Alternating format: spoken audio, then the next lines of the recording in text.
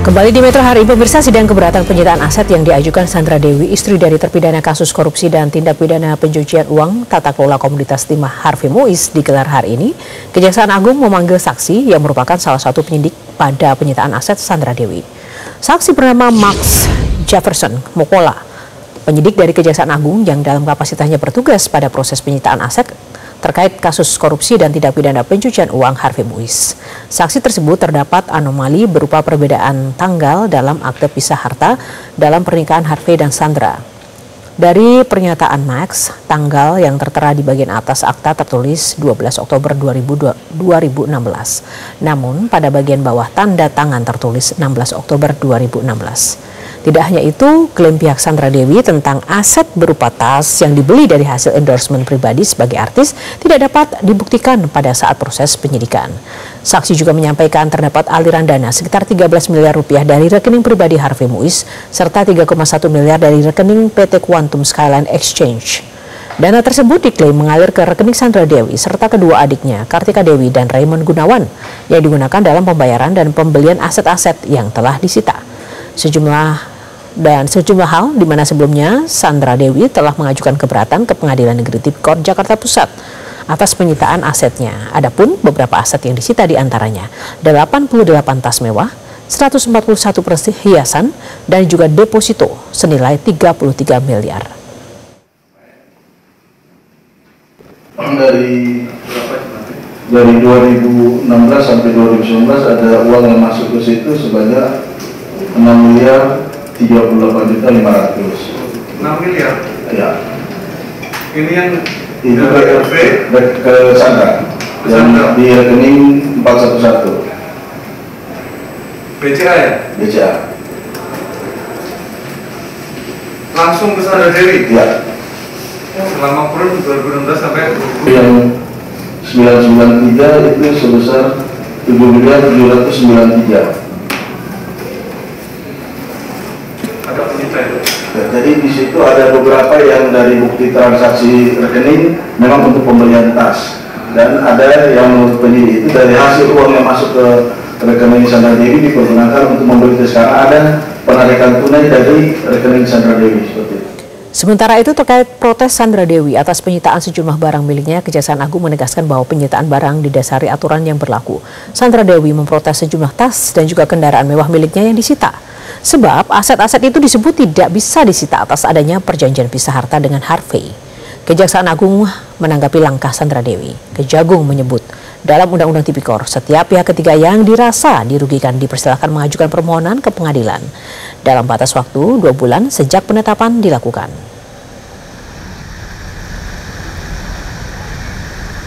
Silakan saja, itu memang diatur juga di dalam pasal 19 Undang-Undang Tipikor, di mana terhadap pihak ketiga yang merasa dirugikan untuk mengajukan ke pengadilan.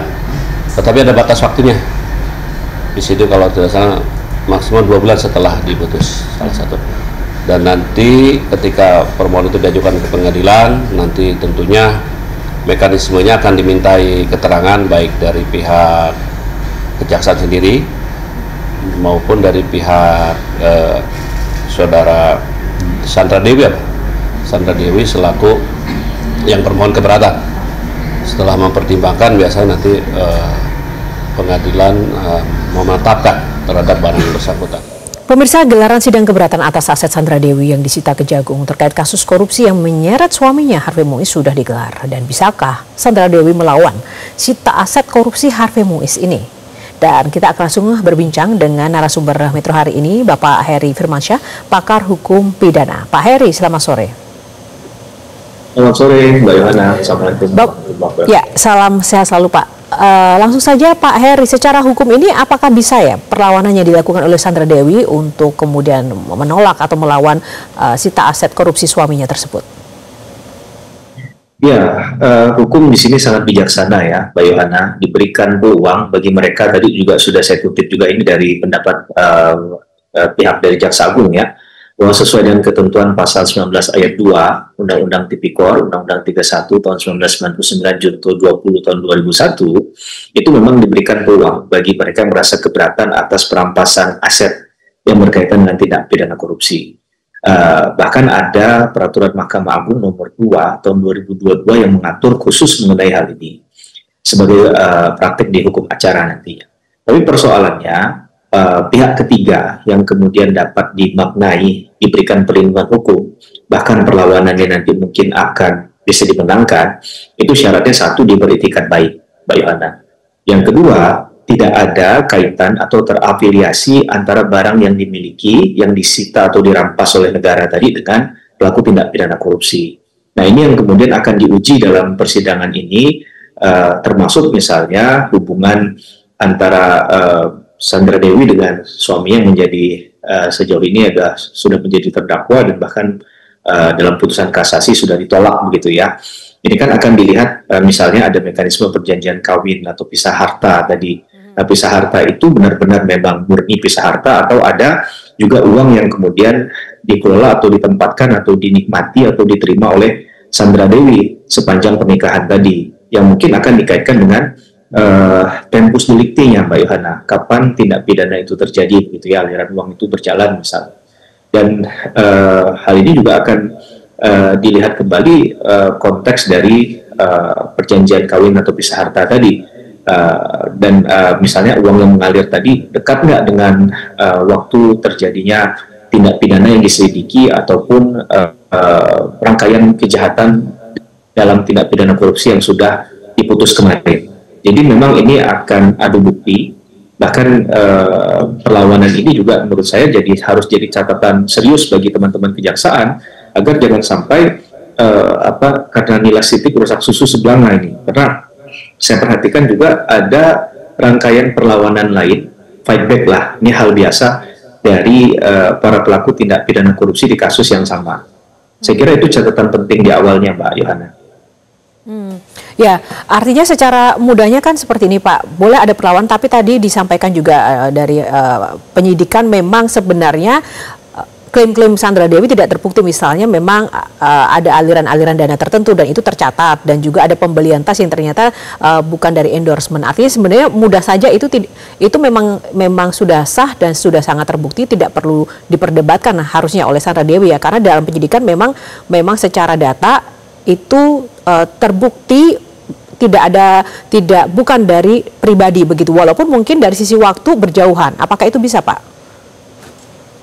Ya, intinya begini, ketika misalnya pihak pengaju keberatan itu kan pasti akan mencari celah ya, Mbak Yohana ya, bagaimana caranya kemudian dalil yang mereka sampaikan itu diterima oleh majelis hakim yang memeriksa perkara tersebut.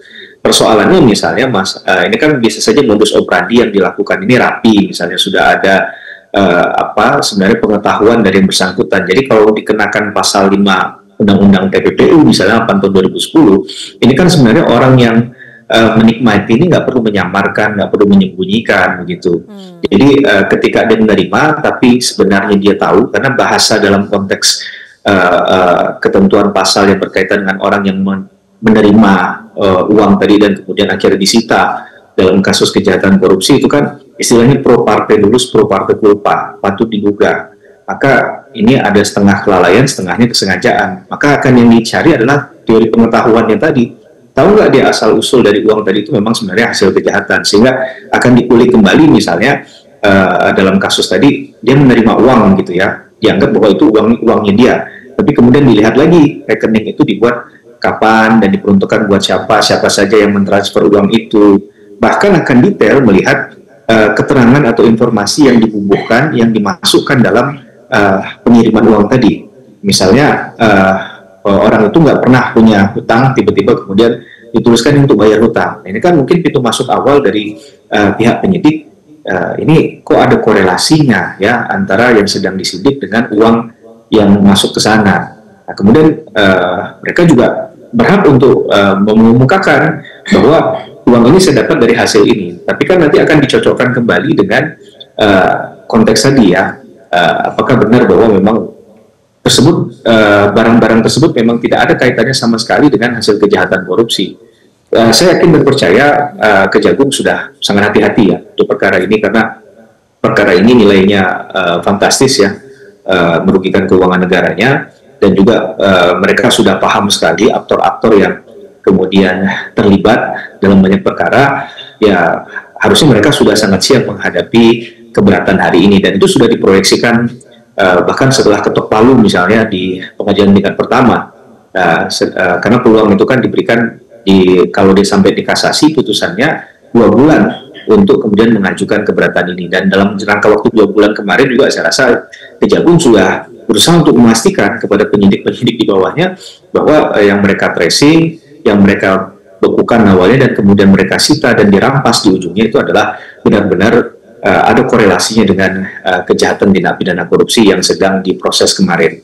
Begitu, Mbak Yohana. Bagaimana ketika ada klaim dari Sandra Dewi bahwa sebagian dari aset yang disita itu adalah yang ia kumpulkan bahkan sebelum menikah dengan Harvey Muiz? Bagaimana, Pak? Apakah itu juga memiliki peluang atau celah untuk bisa diselamatkan kalau dari sisi Sandra Dewi dan hukum sendiri? Ya, silahkan saja, ya sah-sah saja itu disampaikan. Kan ada daftar list dari bukti yang kemudian barang bukti yang disita dan lain sebagainya.